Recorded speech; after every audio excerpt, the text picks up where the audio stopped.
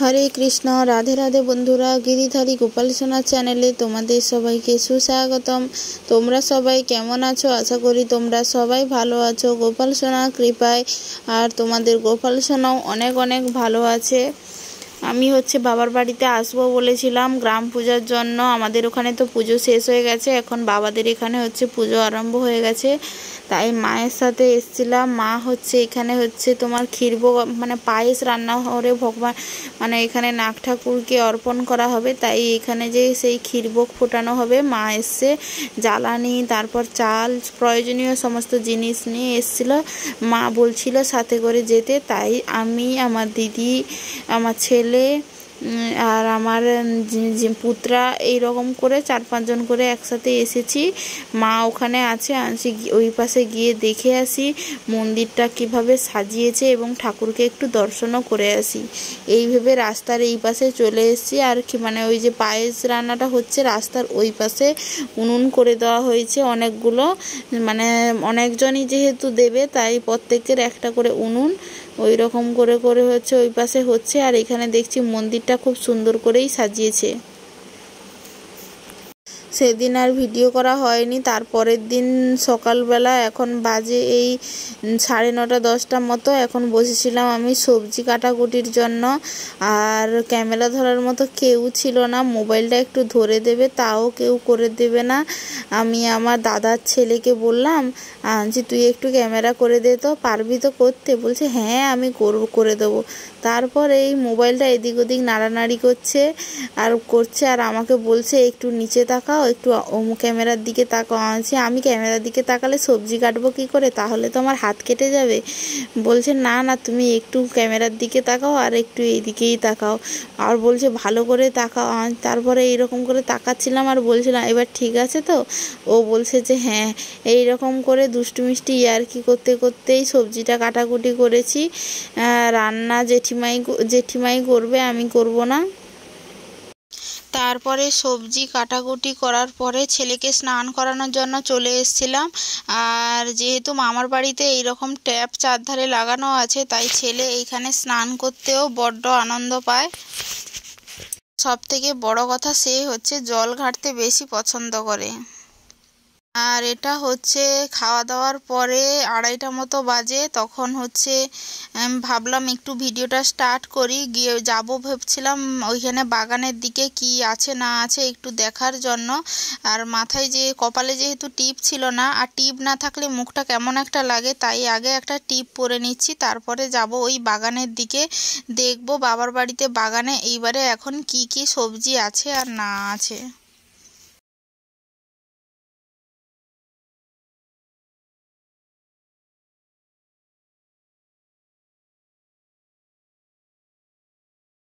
আর যেতে যেতে তোমাদেরকে নৃসিংহদেবের দর্শন করিয়ে দিলাম। এখানে নৃসিংহদেব খুব সুন্দর করে হাসি দিচ্ছে।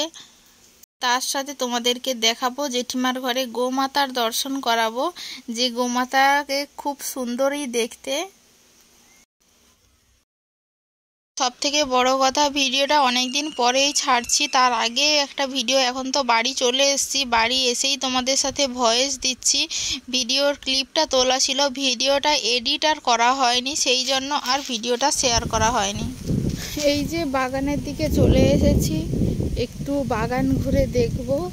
বাবার বাড়িতে যবেই আসি না কেন বাগানটা মোটামুটি দেখি, বাগানে কী কী আছে আর না আছে। এখন এই কলমি শাক এখানে দেখতে পাচ্ছি।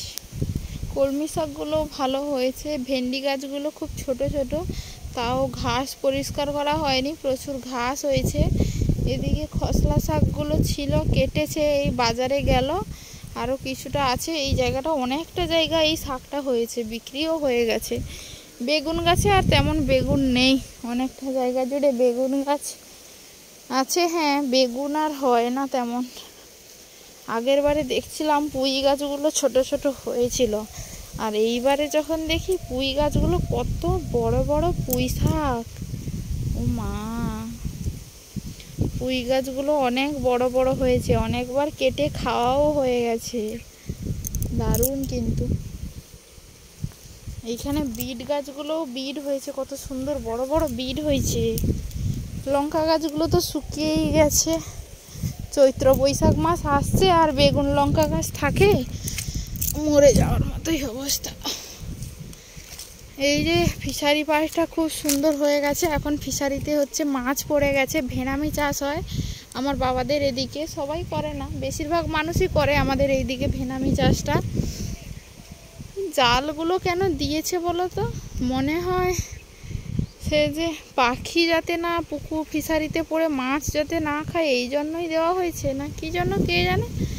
গোটা ফিশারিটাই জাল ওপরে ঘেরা, এখানে মাছ পড়েছে, ভেনামি মাছ অনেক দিন হয়ে গেছে, বা এখনও বা কত গ্রাম হয়েছে এখন জানানো হয়নি। এই যে এখানে মেশিন বসে আছে, এখানে অক্সিজেনের ব্যবস্থা আছে, অক্সিজেন না দিলে তো এইসব মাছ থাকবেই না, গরমে ভেসে মারা যাবে সব। এদিকে তাকালে শুধু ফিশারি আর ফিশারি, চারিদিকে ফিশারি, এখন সিজন আরম্ভ হয়ে গেছে, চারিপাশে ফিশারি। এইখানে আবার লাইটও দেওয়া আছে, রাতের বেলা মনে হয় লাইট দেওয়া থাকে। আম গাছটা কত বড়,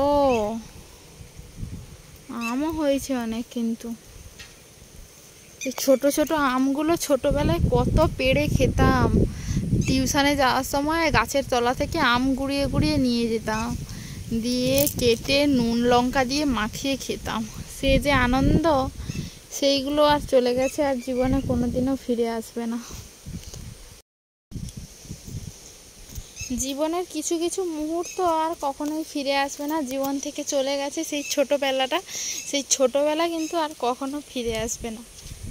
একটা জিনিস দেখলে খুবই হাসি পাবে, এই একটা কলা গাছ, সাইজটা খুবই ছোট, ভেঙেও গেছে, কলা হয়েছে কয়েকটা, এই কয়েকটা কলা, হায় হায়, এই গাছগুলোতে তো সবগুলোতেই একই ব্যাপার, এই কয়েকটা কলা কখনো কোনো জায়গায় পড়েছে বলে তো আমার জানা নেই, এইখানে দেখতে দেখতে তো আরও একটা চোখে পড়লো, এইটারও তো সেম অবস্থা। যা যা, কলা গাছগুলো আর ভিটামিন প্রোটিন কিছুই পায়নি মনে হয়, তাই এই অবস্থা হয়ে গেছে কলা গাছগুলোর। কলা গাছগুলোর অবস্থা খুব খারাপ। দেখা যাক গাছের তলায় কত আম পড়েছে, এই আমগুলো টক। আজ্ঞা, সে উঠি পড়ছে,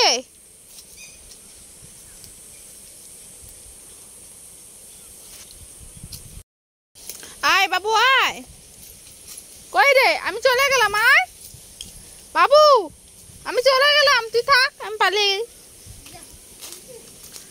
পালিয়ে গেলাম, ঘুরতে পালিয়ে গেলাম, সোনা তুই থাক তাহলে।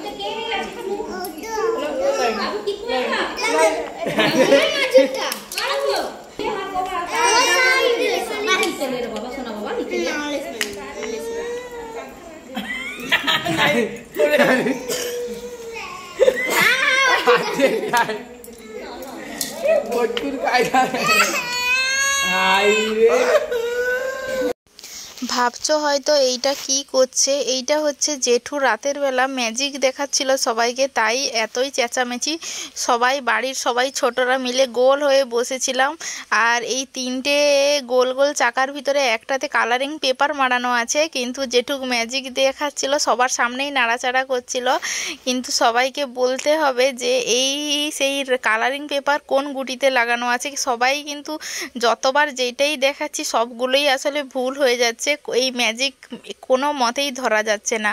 আর জেঠু এইসব করে শুধুমাত্র আনন্দ দেওয়ার জন্য, এইটা তার একটা নেশা, ছোটোখাটো সমস্ত ম্যাজিক সবাইকে দেখাতে চায়, এটা শুধুমাত্র তার নেশার জন্য সে করে, এক্সট্রা যখন কাজের বাদে টাইম পায় তখন এই সমস্ত জিনিস আবার তৈরিও করে, এইরকম অনেক ম্যাজিক আমাদেরকে দেখায়।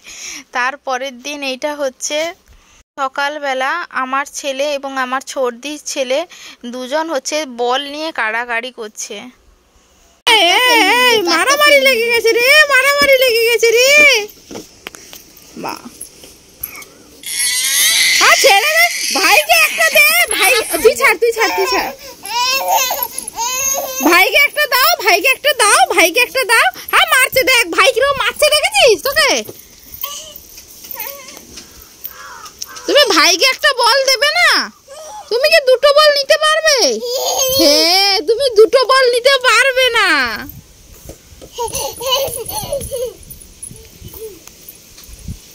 ও হা হা হা হা, হায় রে হায় রে। বাচ্চাদের এই সমস্ত মুহূর্তগুলো দেখতে অনেক সুন্দর লাগে। সে বা যাই হোক, অনেক কথা বলতে বলতে ভিডিওটা আসলে অনেকটাই বড় হয়ে যাচ্ছে। ভিডিওটা আর বেশি বড় করব না, ভিডিওটাও এইখানেই শেষ করছি। আর যদি ভিডিওটা ভালো লাগে অবশ্যই কিন্তু লাইক কমেন্ট শেয়ার করতে একদম ভুলো না। আর আমাদের চ্যানেলে যদি তোমরা কেউ নতুন হয়ে থাকো অবশ্যই কিন্তু পাশে থাকা সাবস্ক্রাইব বাটনটি অন করে পাশে থাকো এবং সঙ্গে থাকো।